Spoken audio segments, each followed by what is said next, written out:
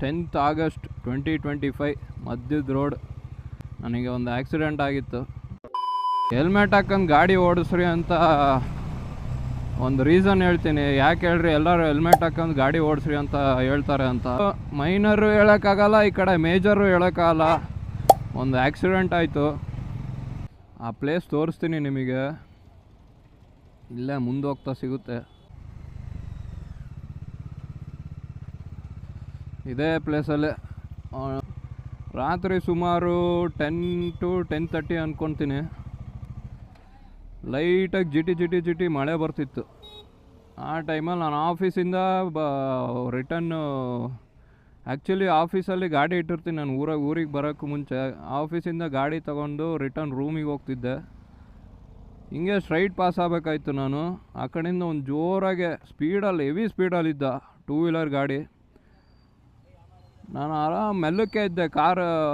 Car ನನ್ನಿಂದ car ಇತ್ತು, ನಾನು ಪಾಸಾಗಿ ಟೈಮಲ್ಲೇ ಬಂದು ಡೈರೆಕ್ಟ್ ಹೊಡೆದೇ ಬಿಟ್ಟ ರೈಟ್ ಸೈಡು.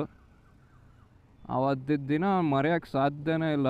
ಈ ಕಡೆ ಈ ಅಪಾರ್ಟ್ಮೆಂಟಲ್ಲಿರೋರೆಲ್ಲ ಬಂದು ಹೆಲ್ಪ್ ಮಾಡಿ ನನಗೆ ಹಾಸ್ಪಿಟ್ಲಿಗೆ ಕರ್ಕೊಂಡೋಗಿ ಇಂಜೆಕ್ಷನ್ ಕೊಡಿಸಿ ಮತ್ತು ರಿಟರ್ನ್ ನನ್ನ ಗಾಡಿ ಹ್ಯಾಂಡಲ್ ಅಂತೂ ಫುಲ್ಲು ಚೊಟ್ಟ ಆಗ್ಬಿಟ್ಟಿತ್ತು.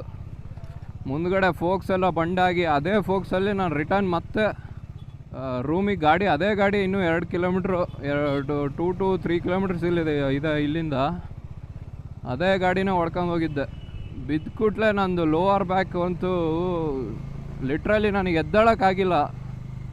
ಆ ಥರ ಪರಿಸ್ಥಿತಿಲಿದ್ದೆ. ಮಳೆ ಬೇರೆ ಬರ್ತಿತ್ತು. ಒಬ್ಬನೇ ಯಾರಿಗೂ ಕಾಲ್ ಮಾಡೋಂಗಿಲ್ಲ, ಏನೂ ಇಲ್ಲ.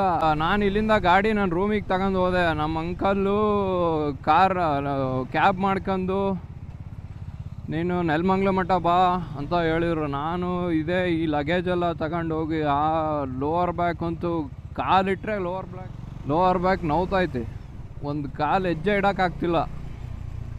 ಆ ಪರಿಸ್ಥಿತಿಲಿ ಗಾಡಿ ತಗೊಂಡೋಗಿ ರೂಮ್ ಹತ್ರ ಬಿಟ್ಟು ನಾನು ಆ ಲಗೇಜೆಲ್ಲ ಮತ್ತೆ ರೂಮಿಗೆ ಹಾಕಿ ಆಮೇಲೆ ಕ್ಯಾಬ್ ಬುಕ್ ಮಾಡ್ಕೊಂಡು ನೆಲಮಂಗಲ ಮಠ ಕ್ಯಾಬಲ್ಲಿ ಹೋಗಿ ಮತ್ತೆ ಅಲ್ಲಿಂದ ಪಿಕಪ್ ಮಾಡಿ ಹಾಸ್ಪಿಟ್ಲಿಗೆಲ್ಲ ತೋರಿಸಿ,